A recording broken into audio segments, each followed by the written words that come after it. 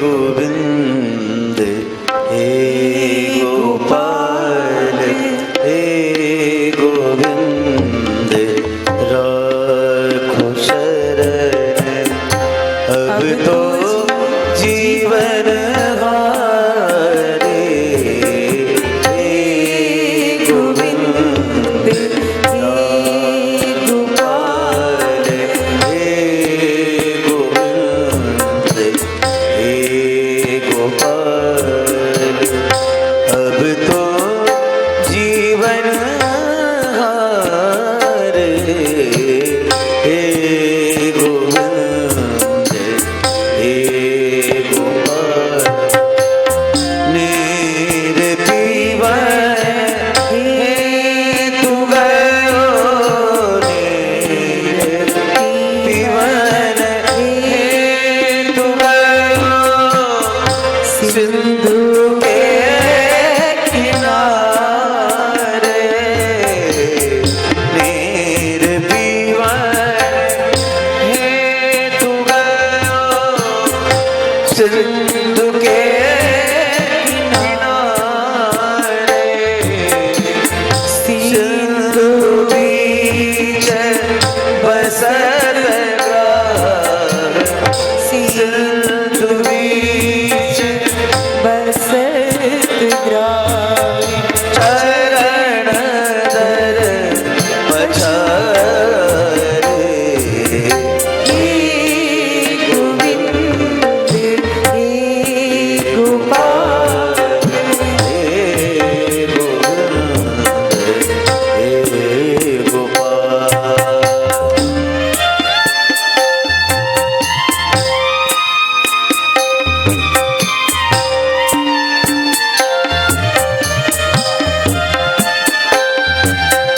चार प्रहर युद्ध भयो चार प्रहर युद्ध भयो ले गयो मझधारे चार प्रहर युद्ध भयो ले गयो मझधारे नाप काने डूबन लागे नाप काने डूबन लागे तब कृष्ण को पुकारे हे गोविंद हे गोपाल जब तो जीवन हारे हे गोविंद हे गोपाल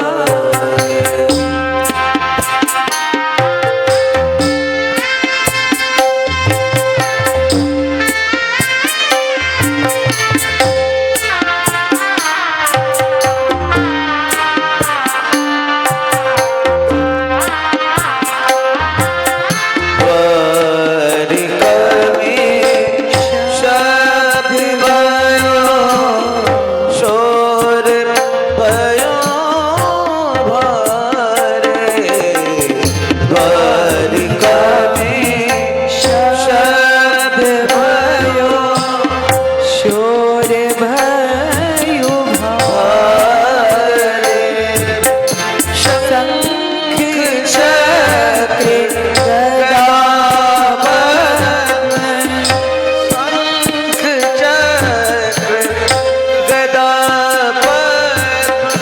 गरुड़ ले सिधारे हे गोविंद हे गोपाल सूर कहे श्याम सुनो सूर कहे श्याम सुनो नंद के दुलारे सूर कहे श्याम सुनो नंद के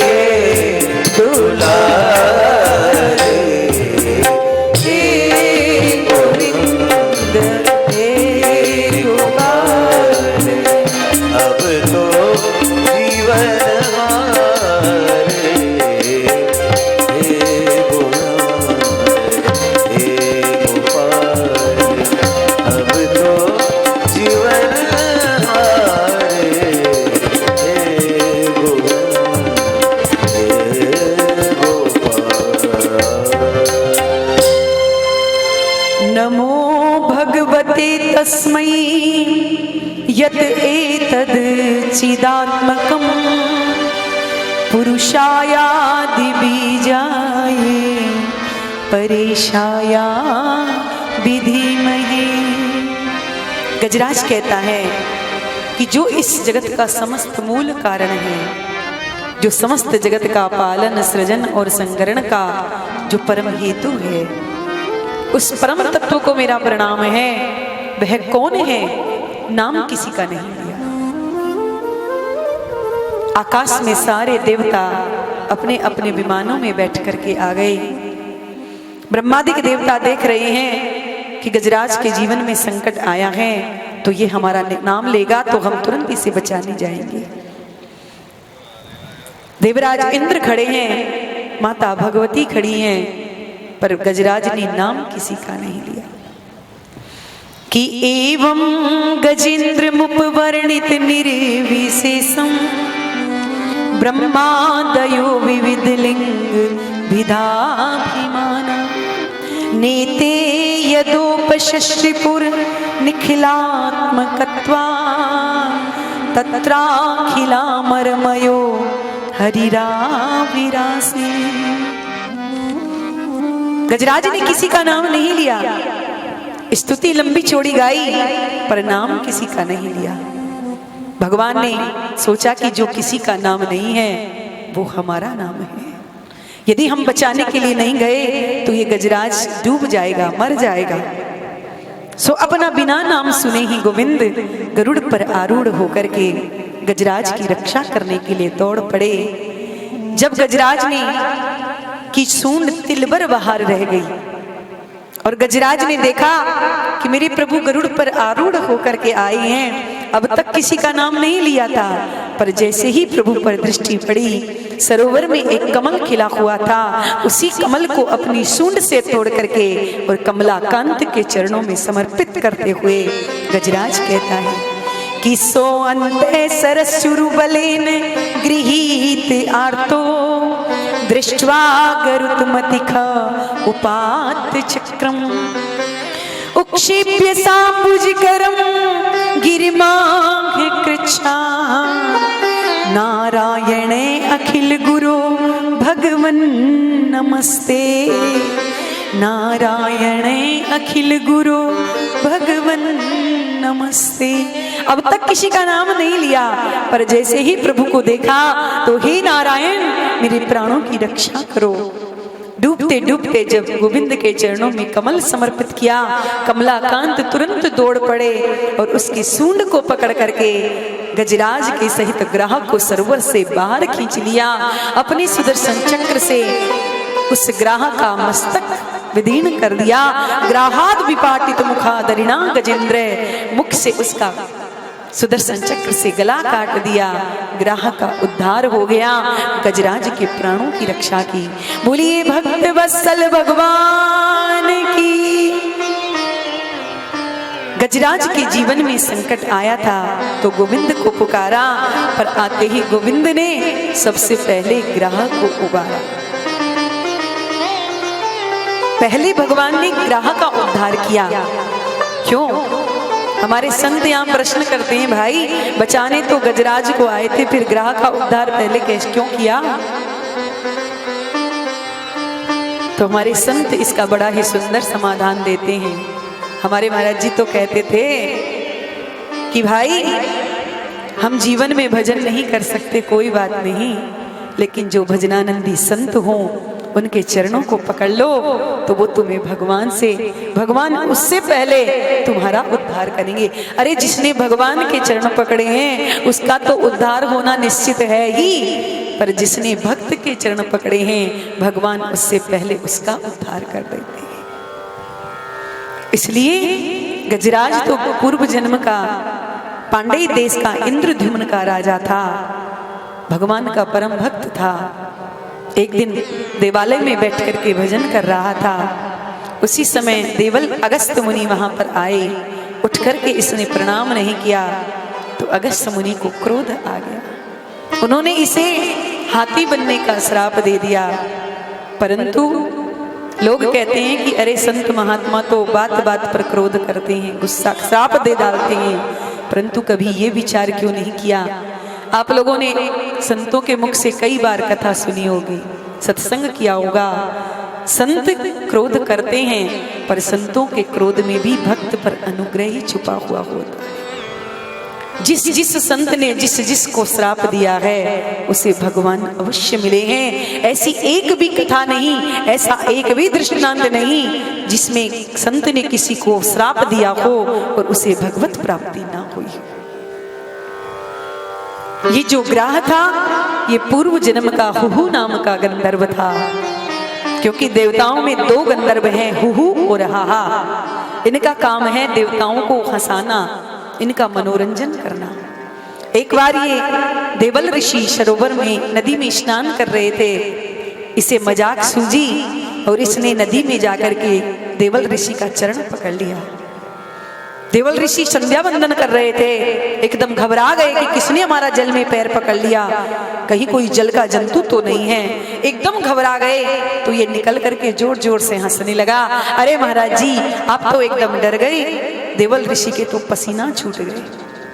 अरे मूर्ख, तुझे हंसी सूझ रही है, यहाँ हमारे तो प्राण निकल गए थे। जा, मैं तुझे श्राप देता हूं कि तू अजगर हो जा। इसने तुरंत क्षमा मांगी। राधे राधे।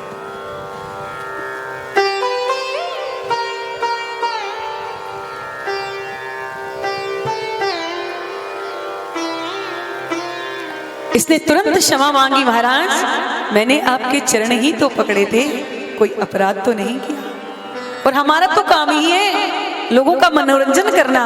मैं तो आपको हंसाने के लिए आया था और आपने तो मुझे श्राप दे दिया। देवल ऋषि प्रसन्न हो गए और इस गंधर्व से कहा, भाई श्राप से तुम अजगर तो अवश्य बनोगे, पर ऐसे ही चरण पकड़ते रहना तो एक दिन तुम्हारा कल्याण भी हो जाएगा। और आज इसने गजराज के चरण पकड़े तो भगवान ने गजराज से पूर्व इस ग्राह का उद्धार कर दिया। इस प्रकार से भगवान अलग अलग मनवंतरों में अलग अलग अवतार लेकर के आते हैं। गजराज की तरह अभिमान में बैठे लोगों का उद्धार भी करते हैं और ग्राह का भी उद्धार प्रभु ने किया। श्री सुखदेव जी महाराज कहते हैं, राजन, एक बार दुर्वासा मुनि भगवान वैकुंठनाथ का दर्शन करने के लिए गए। दिव्य स्तोत्रों से उनकी स्तुति गाई तो भगवान ने प्रसन्न होकर के दुर्वासा जी को अपने गले की जो प्रसादी माला थी वो माला निकाल करके दुर्वासा जी को पहना दी। दुर्वासा मुनि उस माला को पहन करके सीधे देवराज इंद्र के यहाँ स्वर्ग में आए। देवराज इंद्र ने दुर्वासा जी का बड़ा ही सुंदर स्वागत किया। सुंदर भोजन आदि करके जब उन्हें विदा करने लगे तो दुर्वासा जी देवराज इंद्र पर प्रसन्न हो गए और भगवान की वो दी हुई प्रसादी माला देवराज इंद्र के गले में पहना दी और कहा, देवराज ये ऐसी वैसी माला नहीं है, ये मेरे प्रभु की प्रसादी माला है। ये मेरे प्रभु, मैंने जब प्रभु की स्तुति गाई तो प्रभु ने प्रसन्न होकर के मुझे ये प्रसादी माला दी। आज वही प्रसादी माला मैं तुम्हें प्रदान करता हूँ। और देवराज इंद्र को वो माला पहना करके दुर्वासा जी वहां से चल पड़े। दुर्वासा जी कुछ दूरी पर गए ही थे। देवराज इंद्र ने मन में विचार किया कि मैं देवताओं का राजा इंद्र, और दुर्वासा जी ने पहले तो भगवान ने उस माला को पहना, फिर अपनी पहनी पहनाई माला दुर्वासा जी को पहनाई, और दुर्वासा जी ने वही अपनी पहनी पहनाई माला मुझ देवताओं के राजा इंद्र को पहना दी। अरे मैं कोई ऐसा वैसा थोड़ी हूं, देवताओं का राजा हूं। और देवराज इंद्र ने उस माला को अपने गले से निकाल करके अपने ऐरावत नाम के हाथी के गले में डाल दी। परंतु हाथी तो ठहरा पशु। दुर्वासा जी महाराज कुछ दूरी पर ही गए थे। दुर्वासा जी के मन में विचार आया कि मैंने देवराज इंद्र को माला पहनाई है, जरा देखूं तो सही कि भगवान की प्रसादी माला में देवराज इंद्र कैसे लगते हैं। क्योंकि संतों के यहाँ भगवान की प्रसादी का बहुत महत्व होता। जैसे ही दुर्वासा जी ने पीछे मुड़कर के देखा, उसी समय ऐरावत ने अपने गले से उस माला को निकाल करके और अपने पैर के नीचे उस माला को कुचल दिया। जब दुर्वासा जी ने अपने प्रभु की प्रसादी माला का ये अपमान देखा तो दुर्वासा जी क्रोध में भर गए और देवराज इंद्र के पास आए। इंद्र से आकर के कहा, अरे देवराज, तुझे पद का इतना अभिमान कि तूने मेरे प्रभु की प्रसादी माला का अपमान कर दिया। जा, मैं तुझे श्राप देता हूं कि तू श्रीहीन हो जाएगा, अपने पद से च्युत हो जाएगा। ऐसा अपमान श्राप देकर के दुर्वासा जी वहां से चले गए। सुखदेव बाबा कहते हैं, परीक्षित, अब तो देवता सब घबरा गए। दौड़े दौड़े भगवान नारायण के पास में गए। प्रभु, हमसे अपराध बन गया है। भगवान ने कहा, घबराओ मत। इधर दैत्यों को ये पता लग गया कि दुर्वासा जी ने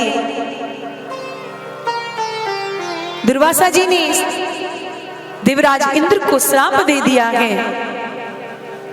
तो देवता राक्षसों ने स्वर्ग पर आक्रमण कर दिया और जैसे ही आक्रमण किया तो देवताओं को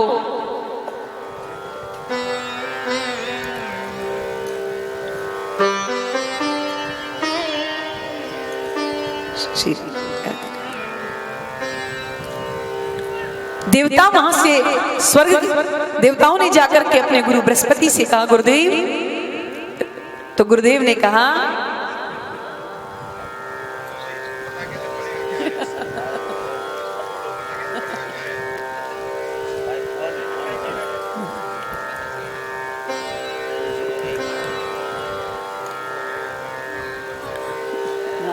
ये लो, ये देवताओं ने स्वर्ग खाली कर दिया और दौड़े दौड़े भगवान के पास में गए। दैत्यों ने स्वर्ग पर अपना आधिपत्य स्थापित कर लिया। सुखदेव बाबा कहते हैं, परीक्षित, देवताओं ने जब जाकर के भगवान की शरणागति ग्रहण की, भगवान ने कहा, देवताओं घबराओ मत, चिंता करने की कोई बात नहीं। तुम्हारी श्री, तुम्हारी लक्ष्मी समुद्र में विलीन हो गई है। तुम समुद्र का मंथन करो, तब तुम्हारी श्री और वैभव प्राप्त होगा। पर तुम अकेले स्वर्ग, तुम लोग समुद्र का मंथन नहीं कर सकते, इसलिए तुम्हें दैत्यों से सहायता लेनी पड़ेगी। महाराज, दैत्य हमारे जन्म के शत्रु हैं, वो हमारी सहायता कैसे करेंगे?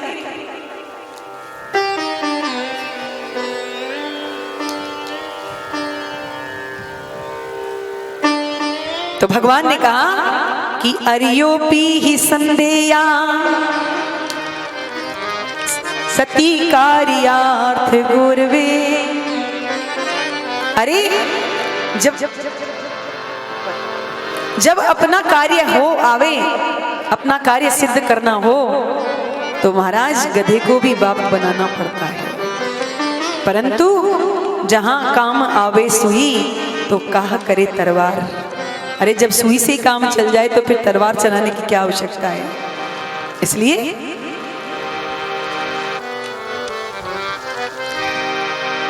तुम लोग दैत्यों से जाकर के संधि करो।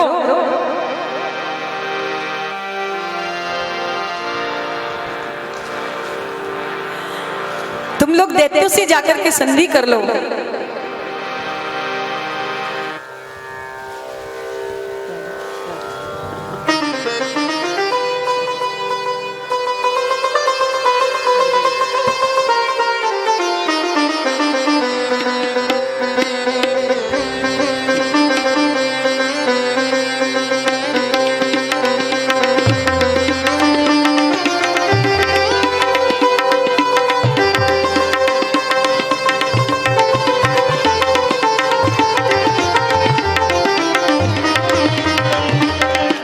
राधे राधे।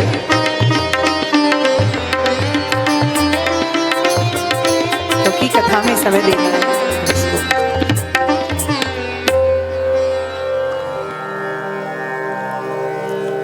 दैत्यों को भगवान ने समझाया देवताओं को कि जाकर के दैत्यों से संधि करो। देवराज इंद्र ने उसे स्वीकार किया और सारे के सारे देवता आज दैत्यराज बलि के पास में गए और जाकर के दैत्यराज बलि के स्वर्ग में जैसे ही प्रवेश किया, दैत्यराज बलि ने देवराज इंद्र से कहा, अरे देवराज आओ आओ, आज खाली हाथ कैसे आए हो?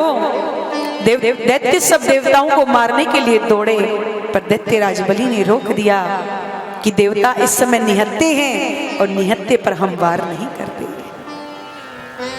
देवता दैत्यराज बलि के पास आए और बलि से कहा, देखो देवराज राजन, हम लोग समुद्र का मंथन करेंगे, हम आपके पास प्रस्ताव लेकर के आए हैं। समुद्र का मंथन होगा तो उससे अमृत निकलेगा और उस अमृत को पी करके हम लोग अमर हो जाएंगे, फिर चाहे जितने आपस में डंडे बजे, फिर कोई मरने वाला नहीं है।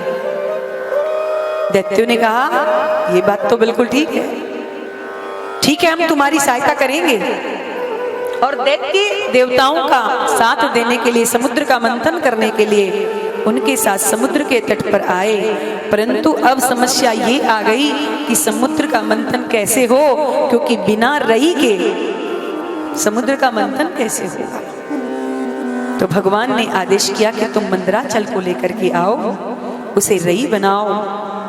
देवता लोग मंदराचल को लेने के लिए गए, मंदराचल को उठा तो लिया, परंतु विघ्नेश्वर गणेश जी का पूजन करना भूल गए। सो मंदराचल धड़ाम दी से नीचे गिर पड़ा। जितने दैत्य और देवता थे सबके अंग भंग टूट गए। देवता फिर भगवान को पुकारने लगे, भगवान तुरंत वहां पर प्रकट हो गए और भगवान ने कहा, देवताओं घबराओ नहीं, इसे मैं लिए चलता हूं। और भगवान ने मंदराचल पर्वत को गरुड़ पर रखा और लाकर के बीच समुद्र में उसे स्थापित कर दिया। परंतु सरकार, अब बिना नेति के इसका मंथन कैसे हो? तो भगवान नारायण ने कहा, तुम वासुकी सर्प के पास जाओ और उससे नेति बनने के लिए प्रार्थना करो। देवता और दैत्य दोनों फिर वासुकी सर्प के पास में गए और जाकर के वासुकी से प्रार्थना की कि आप समुद्र मंथन में हमारी सहायता करें, रस्सी का काम करें। परंतु वासुकी ने मना कर दिया कि भाई, समुद्र का मंथन देवता और दैत्य करेंगे, उससे अमृत निकलेगा तो वो तब आप लोग पिएंगे, उससे मुझे क्या लाभ है? हाँ, यदि उस अमृत में से तुम थोड़ा सा अमृत मुझे भी पिलाओ तो मैं तुम्हारी सहायता कर सकता हूं। देवताओं ने एक स्वर में कहा कि हम तुम्हें भी अमृत पिलाएंगे। तो वासुकीनाग देवताओं के साथ समुद्र के तट पर आया। देवताओं ने और दैत्यों ने मंदराचल पर्वत के चारों ओर वासुकी को लपेट दिया और जैसे ही मंथन करने लगे, प्रभु ने मन में विचार किया कि जो इस वासुकी के मुख की ओर लगेगा उसकी तो हो गई विडंबना, क्योंकि जैसे ही मंथन होगा तो वासुकी के मुख से गरम गरम आग निकलेगी, उससे जलकर के सारे देवता काले पड़ जाएंगे, झुलस जाएंगे।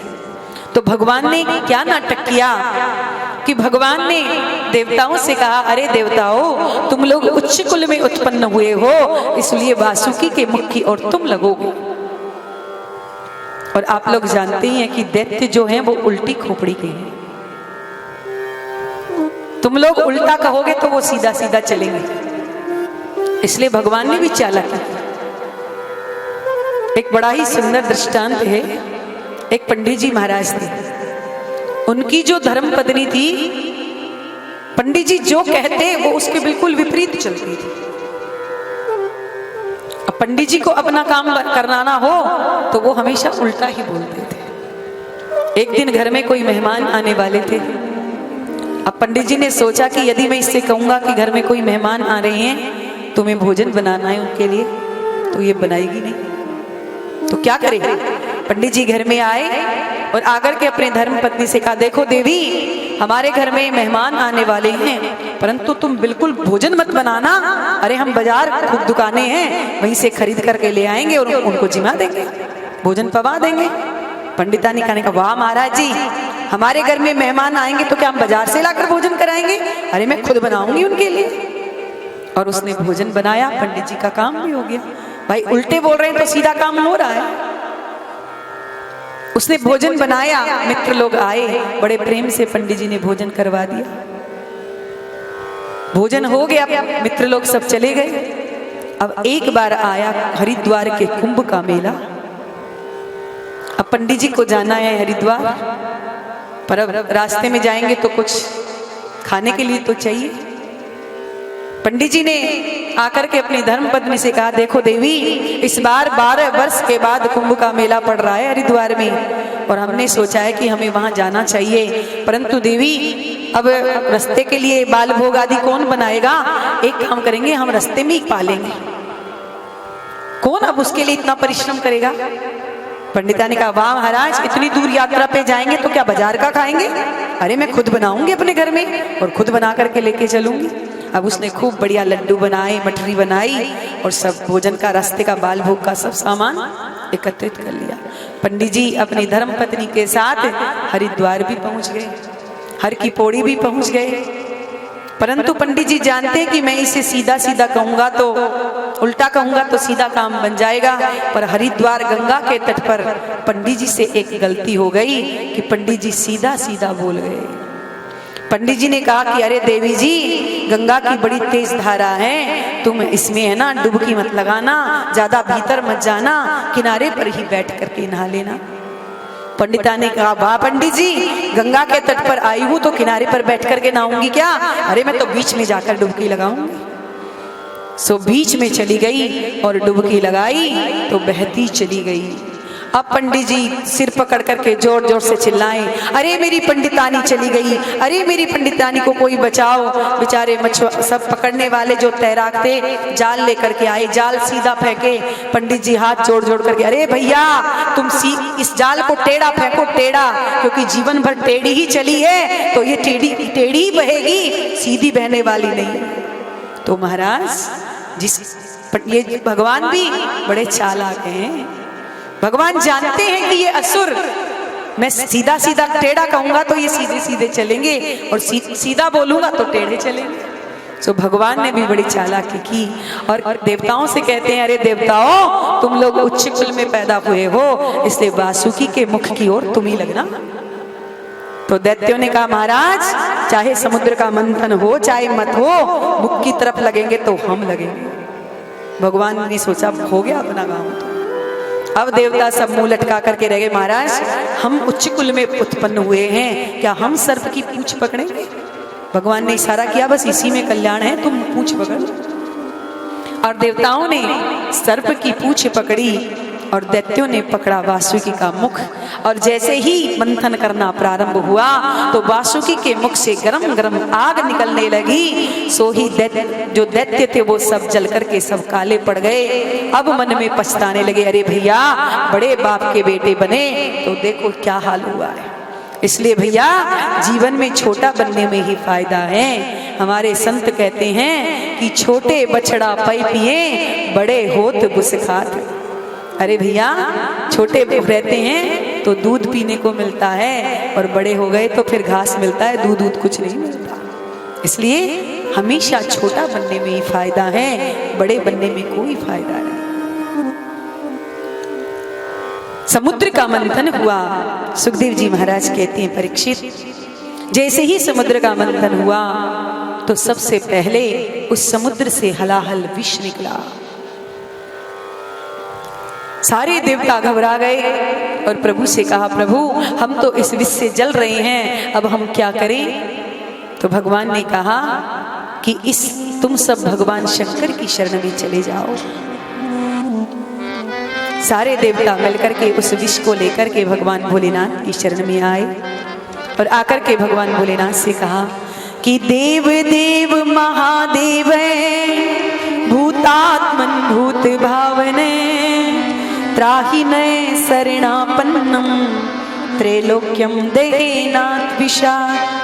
हे देवादि देव भोलेनाथ, हमने समुद्र का मंथन किया और इससे ये हलाहल विष निकला है, इससे आप हमारी रक्षा करो, ये संपूर्ण त्रिलोकी को जला करके भस्म कर देगा। भगवान भोलेनाथ के बगल में भवानी बैठी हुई थी। भोलेनाथ ने भवानी से कहा, देवी ये देवता विष लेकर के आए हैं, हमें विष पिलाना चाहते हैं, आपकी क्या आज्ञा है? अब भवानी ये तो कह नहीं सकती कि भोलेनाथ आप पी जाओ, सीधे सीधे तो कह नहीं सकते। क्योंकि कौन धर्म पत्नी होगी जो अपने पति को विष पिलाएगी। तो माता भवानी ने कहा, भोलेनाथ जिसमें सबका कल्याण हो आप वही कार्य कीजिए। भगवान भोलेनाथ समझ गए कि देवी क्या कहना चाहती है, और भगवान भोलेनाथ ने देवताओं से कहा, लाओ देवताओं, और अपनी हथेली पर उस हलाहल विष को रख करके कि ततः कर्तली कृतकृत्यम व्यापी हालाहलम विषम, अंजलि बांध करके भोलेनाथ ने तुरंत प्रभु का नाम लिया, क्योंकि भोलेनाथ जानते हैं कि यदि मैंने इस विष को अपने हृदय में उतारा तो मेरे हृदय में मेरे राम भद्र विराजमान हैं, मेरे प्रभु को कष्ट हो जाएगा, और यदि मैंने इसे बाहर फेंक दिया तो समस्त सृष्टि जल करके भस्म हो जाएगी। तो भोलेनाथ ने राम नाम का आश्रय लिया, क्योंकि रा कहते ही मुंह खुल जाता है, तो रा कह करके उस विष का पान किया और मैं कह करके मुख को बंद कर लिया।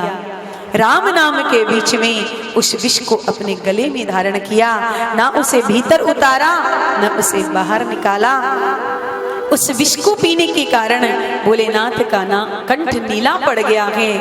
तो समस्त देवताओं ने मिलकर के भोलेनाथ की जय जयकार करी है। बोलिए नीलकंठ भगवान की। भगवान भोलेनाथ ने उस विष का पान किया। यच्चकार गले नीलम तच्च साधो विभूषणम। कहते हैं परीक्षित, ये साधुओं का आभूषण है परमार्थ करना, और भगवान भोलेनाथ ने परमार्थ करते हुए उस विष का पान स्वयं किया और देवताओं को प्रसन्न किया है। इसलिए अमृत पीने वाले हुए देवता और विष पीने वाले हुए भगवान भोलेनाथ। पुनः समुद्र का मंथन किया तो सुखदेव जी महाराज कहते हैं कि उससे हविर्धानी ततोरभूत कामधेनु नाम की गाय प्रकट हुई। तो भगवान ने कहा इसे ऋषियों को प्रदान कर दो। तो गाय को ऋषियों को प्रदान किया, क्योंकि ऋषि गाय के द्वारा यज्ञ यागादि आदि करते हैं। इसलिए कामधेनु नाम की गाय ऋषियों को दी। पुनः मंथन हुआ तो उससे चंद्रमा निकले। उसे भगवान शंकर के मस्तक पर धारण किया, क्योंकि अभी अभी भोलेनाथ ने विष का पान किया है। तो विष में अग्नि है और चंद्रमा एकदम शीतल है, इसलिए चंद्रमा को भोलेनाथ के मस्तक पर धारण किया ताकि भोलेनाथ का मस्तक थोड़ा ठंडा हो जाए, शीतल हो जाए। पुनः समुद्र का मंथन किया तो उससे ऐरावत नाम का हाथी निकला। उसे देवराज इंद्र को दिया। उच्चश्रवा नाम का घोड़ा निकला तो बलि कहता है इसे मैं लूंगा। प्रभु ने दैत्यराज बलि को घोड़ा प्रदान किया। पुनः समुद्र का मंथन हुआ, उससे कौस्तुभ मणि निकली। तो देवता कहते हैं इसे हम लेंगे, दैत्य कहते हैं हम लेंगे। भगवान ने कहा सब तुम ही लोगे कि हमें भी कुछ दोगे। तो भगवान के कहने पर कौस्तुभ मणि भगवान के कंठ में धारण की। पुनः समुद्र का मंथन हुआ तो उससे पारिजात वृक्ष निकला। भगवान ने उसे स्वर्ग में भेज दिया। अप्सराएं निकली, उन्हें स्वर्ग में भेज दिया। पुनः समुद्र का मंथन हुआ तो साक्षात श्री देवी यानी साक्षात लक्ष्मी महारानी हाथ में कमल पुष्प की माला लेकर के समुद्र से प्रकट हो गई हैं।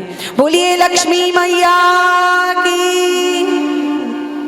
सुखदेव जी महाराज कहते हैं भगवान ने जब लक्ष्मी मैया कमल पुष्प की माला लेकर के समुद्र से निकली तो भगवान ने कहा भैया ये माला पुष्प माला लेकर के प्रकट हुई है, अभी ये जिसका वर्ण करना चाहें उसी का वर्ण कर रही है।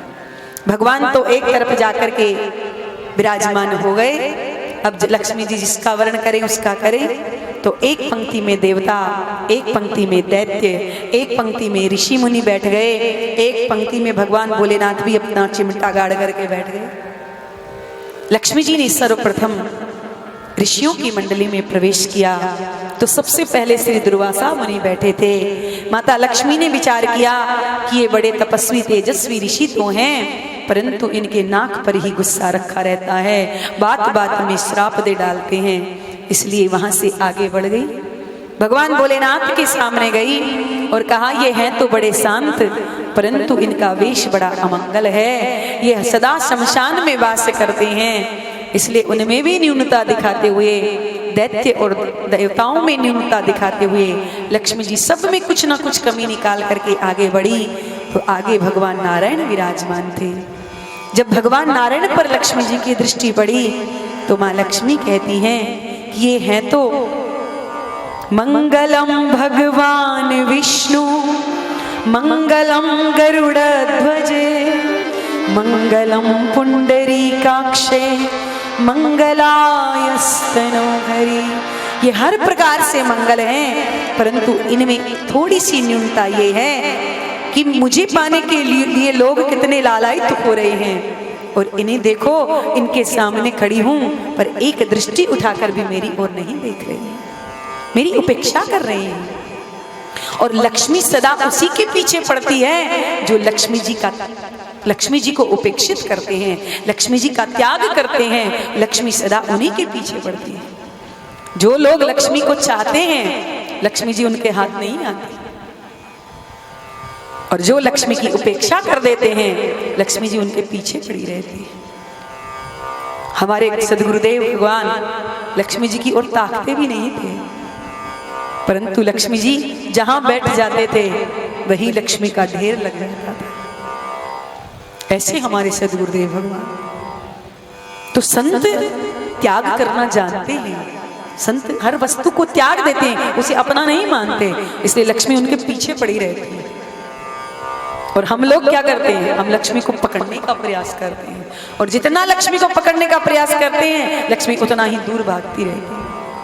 तो भगवान लक्ष्मी जी की ओर ताक नहीं रहे, तो लक्ष्मी जी कहती हैं कि इनमें जरा सा दोष तो है, पर ये इनका दोष नहीं, ये इनका भूषण है, भूषण। और तुरंत माता लक्ष्मी ने भगवान नारायण के गले में वो कमल पुष्प की माला डाल दी। तो देवताओं ने जय जयकार करना प्रारंभ कर दिया। बोलिए लक्ष्मी नारायण भगवान की। सुखदेव जी महाराज कहते हैं आज लक्ष्मी जी ने भगवान नारायण का वर्ण किया। आज कौन सा दिन था? कार्तिक मास कृष्ण पक्ष अमावस्या तिथि, जिसे हम लोग दीपावली कहते हैं। क्योंकि एक बार लक्ष्मी मैया ने भगवान नारायण से कहा, प्रभु संसार के लोग वर्षगांठ मनाते हैं अपने विवाह की, हमें भी अपने विवाह की वर्षगांठ मनानी है। भगवान ने कहा, देवी हम तो अनादि हैं, हमारा कभी विवाह हुआ ही नहीं, तो कौन सी तारीख कोई हुई नहीं पक्की, तो कौन सी तारीख को मनाएं? लक्ष्मी जी तो हट करके बैठ गई, नहीं मुझे तो अपने विवाह की वर्षगांठ मनानी है। भगवान ने कहा तो ठीक है देवी, अवसर आएगा तो वो भी होगा। और आज जब समुद्र का मंथन हुआ तो भगवान ने लक्ष्मी जी को इशारा किया, देवी समुद्र को अपना पिता मान करके तुम समुद्र से प्रकट हो जाओ। और लक्ष्मी जी समुद्र को पिता मान करके समुद्र। जय गोपाल राधे कृष्ण गोविंद गोविंद, जय गोपाल राधे कृष्ण गोविंद। और लक्ष्मी जी कार्तिक मास शुक्ल पक्ष अमावस्या की तिथि को समुद्र से प्रकट हुई और भगवान नारायण का वर्ण किया। और हम जो दीपावली का उत्सव मनाते हैं ये भगवान के विवाह की वर्षगांठ है, जो हम दीपोत्सव उत्सव के साथ उसे धूमधाम से मनाते हैं, जो अभी 8-10 दिन बाद वह आने वाला है। पुनः समुद्र का मंथन प्रारंभ हुआ, उससे वारुणी नाम की मदिरा निकली। भगवान ने कहा इसे दैत्यों को दे दो।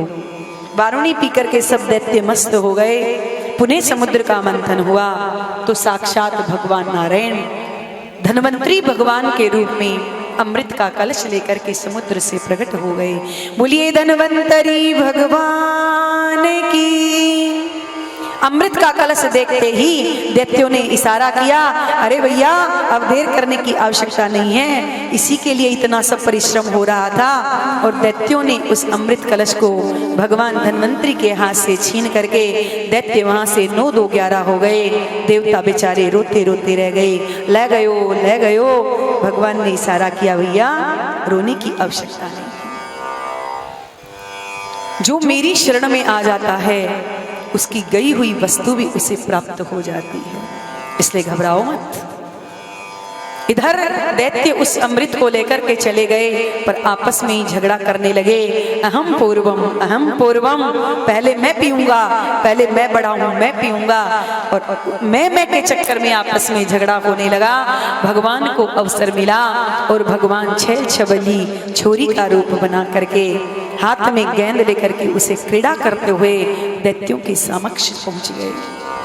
जैसे ही दैत्यों ने भगवान मोहिनी को देखा, बोलिए मोहिनी भगवान की। भगवान मोहिनी को देखते ही दैत्य सब देखते रह गए। भगवान मोहिनी ने आकर के पूछा, अरे भैया तुम सब ये क्यों झगड़ा कर रहे हो? दैत्यों ने कहा, देवी जी हमने समुद्र का मंथन किया है और उससे अमृत निकला है, उस अमृत को लेकर ही हम में झगड़ा हो रहा है, परंतु आप बिल्कुल ठीक समय पे आई हैं। हम चाहते हैं कि आपके हाथों ही इस अमृत का बंटवारा हो जाए। पहले तो भगवान ने थोड़ा सा त्याग दिखाया, क्योंकि जब किसी से कोई कार्य करना हो तो पहले थोड़ा त्याग दिखाना चाहिए। और भगवान मोहिनी भी वही किया। भगवान मोहिनी कहते हैं, अरे वयम कश्यप दायादाहा भ्रात्रे कुल पुरुषा। अरे मैंने कश्यप बाबा का बहुत नाम सुना है, और उन ऐसे कश्यप बाबा की तुम जैसी संतान कि इस तुच्छ अमृत को लेकर के तुम झगड़ा कर रहे हो। दैत्यों ने कहा, हे देवी जी आप हमें ऐसे वैसे घराने की मत समझो, हम भी उच्च कुल में पैदा हुए हैं, पर तुम झगड़ा क्यों कर रहे हो इस अमृत को लेकर के? ठीक है देवी जी, आप उचित समय पे आई हैं, एक काम करो कि आप इस अमृत को हमें यथा योग्य बांट दो, तो सारा झगड़ा ही समाप्त हो जाएगा। और वो अमृत का कलश दैत्यों ने भगवान मोहिनी के हाथ में थमा दिया। भगवान मोहिनी हंसने लगे और कहते हैं, अरे तुम कितने मूर्ख हो कि जिस स्त्री से जान न पहचान, जिसका न कोई अता न पता कि कहाँ से आई है, कौन है, उसके हाथों में इतनी कीमती वस्तु थमा दी तुमने। अब तो दैत्यों को और भी विश्वास हो गया कि भैया बहुत पढ़ी लिखी मालूम पड़ती है, कैसी शास्त्र सम्मत बात कह रही है कि जिसके बारे में हमें जानकारी नहीं और उसके हाथों में थमा दिया। पर दैत्य कहते हैं, देवी जी कुछ भी हो, हमें तो तुम पर पूरा विश्वास है, तुम्हें इस अमृत को हमें बांट दो। भगवान ने कहा ठीक है, परंतु एक शर्त है कि जिस समय मैं अमृत बांटूं तुम लोग कम ज्यादा हो सकता है, इस बात को लेकर तुम मुझसे झगड़ा मत कर बैठना। दैत्यों ने कहा, देवी जी आप उच्च कुल की आप उच्च कुल से हैं, तो हम भी कोई ऐसे वैसे नहीं हैं, हम भी कश्यप मुनि की संतान हैं, हम कोई आपसे झगड़ा नहीं करेगा। और भगवान मोहिनी उस अमृत कलश को ले लिया और एकांत में जाकर के कुछ बड़बड़ाने लगी। भगवान मोहिनी कहते, अरे राम देखो तो देखो, इस कलश में ऊपर तो नीरा पानी भरा है और नीचे नीचे गाढ़ा गाढ़ा अमृत है। दैत्यों ने ये सुन लिया तो जो मैं पीऊंगा वो सारा झगड़ा समाप्त हो गया। दैत्य मन में विचार करने लगे कि जो पहले पिएगा उसे नीरा पानी मिलेगा और जो बाद में पिएगा उसे असली अमृत मिलेगा। सो झगड़ा ही समाप्त हो गया और दैत्य तो सब पंक्ति लगा करके बैठ गए। और भगवान मोहिनी जैसे ही अमृत पिलाने लगे कि उसी समय देवता भी रोते हुए वहां पर आ गए। भगवान मोहिनी ने दैत्यों से कहा, भैया जी कौन है? तो दैत्यों ने कहा, महाराज ये हमारे सोतेले भाई हैं, ये अमृत हम सब ने मिलकर के समुद्र का मंथन किया था, इसलिए ये भी इस अमृत को पीना चाहते हैं। भगवान मोहिनी ने कहा, अच्छा तो ये तुम्हारे सोतेले भाई हैं, पर भैया मैं तुम्हें अमृत पिलाऊंगी तो इन भुक्कड़ों की नजर कहीं तुमको ना लग जाए, इसलिए ये जो पतला पतला नीरा पानी है पहले मैं इन्हें पिला देती हूँ और जो गाढ़ा गाढ़ा अमृत होगा वो मैं तुम्हें पिला दूंगी। दैत्यों ने कहा, हाँ देवी जी ये बिल्कुल ठीक है।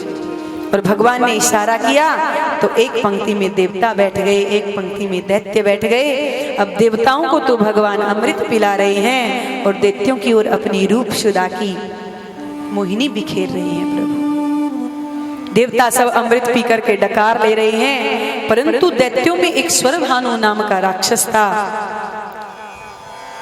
उसने जब ये देखा कि ये हमारे साथ कुछ चालाकी कर रहा है तो तुरंत देवता का वेश बना करके चंद्र और सूर्य के बीच में आकर के बस स्वरभानु बैठ गया और जैसे ही प्रभु ने उसे अमृत पिलाया कि चंद्र और सूर्य ने इशारा कर दिया, प्रभु ये देवता नहीं, ये तो राक्षस है। तुरंत प्रभु ने अपना सुदर्शन चक्र के द्वारा उसका मस्तक काट दिया। पर चूंकि अमृत पी चुका था सुरभानु, इसलिए मरा नहीं, 2 भागों में विभक्त हो गया, राहु और केतु। और देवताओं चंद्र और सूर्य से बदला लेने के लिए प्रतिवर्ष अमावस्या और पूर्णिमा को वो उन्हें ग्रस करने के लिए आता है, ग्रहण करने के लिए आता है, जिसे हम लोग चंद्र ग्रहण और सूर्य ग्रहण कहते हैं। भगवान तुरंत देवताओं को अमृत पिला करके वहां से अंतर ध्यान हो गए। अब दैत्य आपस में विचार करने लगे, अरे भैया वो देवी जी कितकू चली गई? तो दूसरा कहता है, भैया चली गई नहीं, चला गया। मतलब अरे वो कोई देवी जी नहीं थी, मुझे तो लगता है वो छलिया कृष्ण था, कृष्ण जिसने हमारे साथ छल किया है। अब तो सबके सब दैत्य देवताओं को मारने के लिए दौड़े और समुद्र के तट पर ही भयंकर देवासुर संग्राम हुआ। देवता सब अमृत पी चुके थे, इसलिए दैत्यों को सबको मार गिराया है और देवताओं ने पुनः स्वर्ग पर अपना आधिपत्य स्थापित किया है। परंतु दैत्यों के गुरु शुक्राचार्य जी महाराज को जब यह विदित हुआ, शुक्राचार्य जी दौड़ करके आए और अमृत संजीवनी बूटी के द्वारा दैत्यों को पुनः जीवित किया है। दैत्यराज बलि ने गुरुदेव के चरणों में प्रणाम करके कहा, गुरुदेव आज तो आपने बचा लिया, नहीं तो हम तो बिल्कुल मर ही चुके थे। पर गुरुदेव देवताओं को हम जीत नहीं सकते, पर क्या पराजित भी नहीं कर सकते हैं क्या? शुक्राचार्य जी ने कहा, यदि तुम हमारी बात मानते रहोगे तो मैं तुम्हें पुनः स्वर्ग पर स्थापित करा सकता हूँ। आज्ञा करो गुरुदेव। बोले, तुम ब्राह्मणों की सेवा करो, यदि ब्राह्मण तुम पर प्रसन्न हो गए तो तुम्हें संसार में कोई पराजित नहीं कर सकता है, क्योंकि मेरे पास सबकी काट है, परंतु नारायण की काट मेरे पास नहीं। और नारायण ब्रह्मण्य देव हैं, वो ब्राह्मणों के परम भक्त हैं, और ब्राह्मण यदि तुम पर प्रसन्न हो गए तो समस्त सृष्टि में तुम्हें कोई पराजित नहीं कर सकता। जैसी आज्ञा गुरुदेव। और दैत्यराज बलि ने ब्राह्मणों की सेवा करना प्रारंभ कर दिया। और ब्राह्मणों को खुश करना कौन सा कठिन है महाराज? खूब बढ़िया खीर मालपुए के चकाचक रसोई जिमाओ, रबड़ी उठाओ और एक बढ़िया सा मोटा सा लिफाफा हाथ में थमा दो तो ब्राह्मण आशीर्वाद की झड़ी लगा देते हैं। श्री वर्चस्य आयुष्य आरोग्य आदि वरदानों की झड़ी लगा देते हैं ब्राह्मण। दैत्यराज बलि ने ब्राह्मणों की सेवा की, ब्राह्मण प्रसन्न हो गए और कहा, राजन तुमने हमारी बड़ी सेवा की है, कहो क्या चाहते हो? दैत्यराज बलि ने कहा, भगवान बस आपका आशीर्वाद मिल जाए और कुछ नहीं चाहिए। तो ब्राह्मणों ने अपने आशीर्वाद स्वरूप एक दिव्य तेजोमय रथ दिव्य शस्त्रास्त्रों से सुसज्जित करके दैत्यराज बलि को आशीर्वाद के रूप में प्रदान किया और कहा, राजन इस पर बैठ कर के जाओ, सृष्टि में तुम्हें कोई पराजित नहीं कर सकता है, ये हम ब्राह्मणों का आशीर्वाद है। दैत्यराज बलि उस रथ पर बैठ करके स्वर्ग पर आक्रमण किया। देवताओं के गुरु बृहस्पति ने देवताओं को कहा, देवताओं जल्दी से स्वर्ग को खाली करके यहाँ से भाग जाओ, क्योंकि इस समय दैत्यराज बलि पर ब्राह्मणों की कृपा हो गई है और मैं तुम्हारा गुरु होकर भी तुम्हें इससे बचा नहीं सकता हूँ। तुरंत देवताओं ने स्वर्ग को खाली कर दिया, देवता सब वहां से भाग गए। पुनः दैत्यराज बलि ने स्वर्ग पर अपना आधिपत्य स्थापित कर लिया, पुनः राजा बन गए। शुक्राचार्य जी ने कहा, राजन यदि तुम इस गद्दी को अपना परमानेंट करना चाहते हो तो एक काम और करो। क्या गुरुदेव? बोले, तुम सो यज्ञ करो, क्योंकि जो सो यज्ञ कर लेता है तो उसकी ये स्वर्ग की जो गद्दी है वो परमानेंट हो जाती है, फिर उससे तुम्हें कोई हटा नहीं सकता। जो आज्ञा गुरुदेव। और नर्मदा तट के ऊपर दैत्यराज बलि एक के बाद एक यज्ञ करने लगे। बलि का 99वां यज्ञ चल रहा है और इधर देवता सब रोते रोते भगवान नारायण के पास गए। भगवान ने कहा, घबराओ मत, मैं शीघ्र कोई ना कोई उपाय करूंगा। इधर देवताओं की माता अदिति अपने आश्रम पर उदास हैं। कश्यप मुनि ने आकर के माता अदिति से कहा, देवी क्या बात है, आपका धर्म कर्म सब सुचारू रूप से चल तो रहा है? हाँ महाराज, फिर आप इतनी चिंतित क्यों हैं? माता अदिति ने कहा, भगवान, जिस माँ के पुत्रों के जीवन में संकट आ जाता है वो माँ दुखी नहीं होगी तो क्या होगी। आज मेरे पुत्र देवता दर दर भटक रहे हैं, दैत्यराज बलि ने उनके स्वर्ग को छीन लिया है। बस मैं यही चाहती हूँ कि मेरे कुल में कोई ऐसा पुत्र जन्म लेकर के आए जो दैत्यराज बलि को पराजित करके मेरे पुत्रों को उनका स्वर्ग वापस लौटा दे।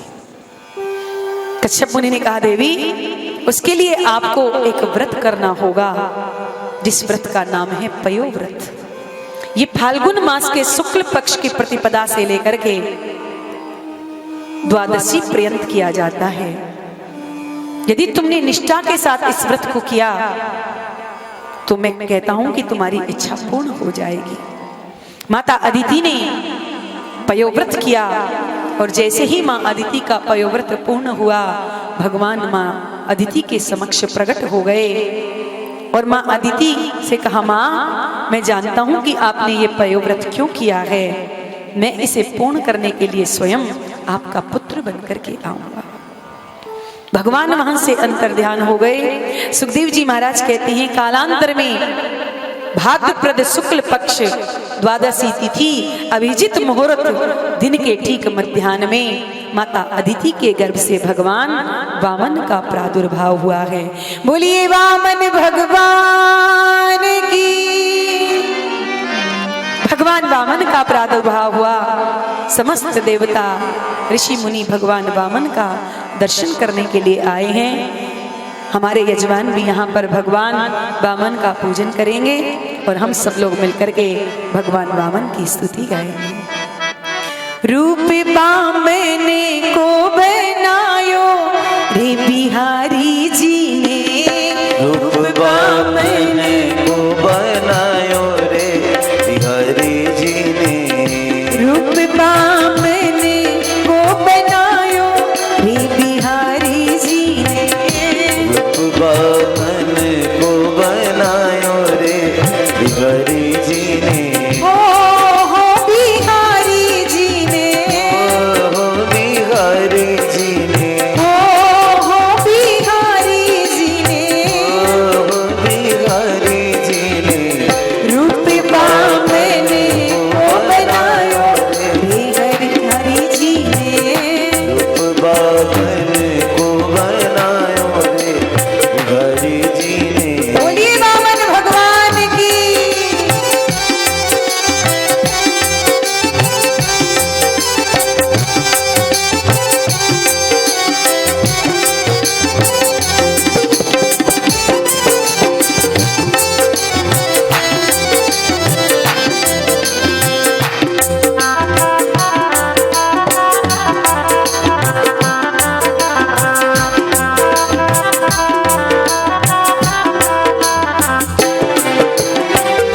कर में दंत कमंडलु सोहे, में दंड कमंडल सोहे, कर में दंत कमंडलु सोहे, कर में दंड कमंडल सोहे, कमंडलु सोहे, कमंडल सोहे, सिर पे छत्र धरायो रे बिहारी जी ने, सिर पर छत्र धरायो रे बिहारी जी ने।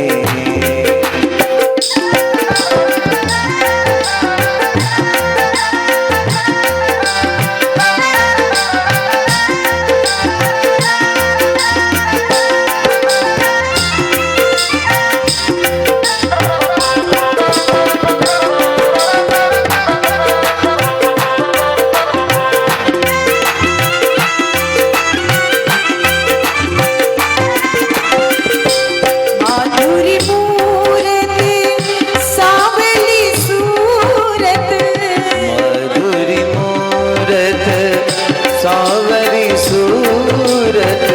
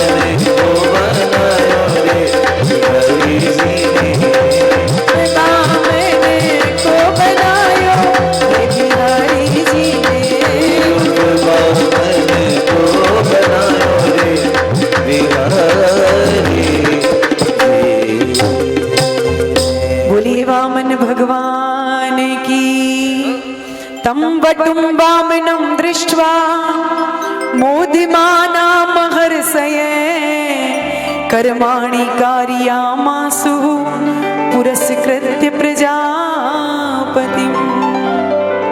भगवान मात्र 52 अंगुल के बन करके आए। देवताओं के आनंद का पारावार नहीं रहा। ब्राह्मण कुल में जन्म हुआ है, समस्त ब्राह्मणपन में प्रसन्न है। ऋषि कुल में प्रभु का प्राकट्य हुआ। सभी ने मिलकर के भगवान वामन का बड़ा ही सुंदर यज्ञोपवीत संस्कार करवाया, क्योंकि ब्राह्मणों का सर्वश्रेष्ठ संस्कार है यज्ञोपवीत संस्कार। स्वयं विधाता ब्रह्मा जी ने प्रकट होकर के भगवान वामन को कमंडलू प्रदान किया। माता अदिति ने लंगोटी धारण करवाई।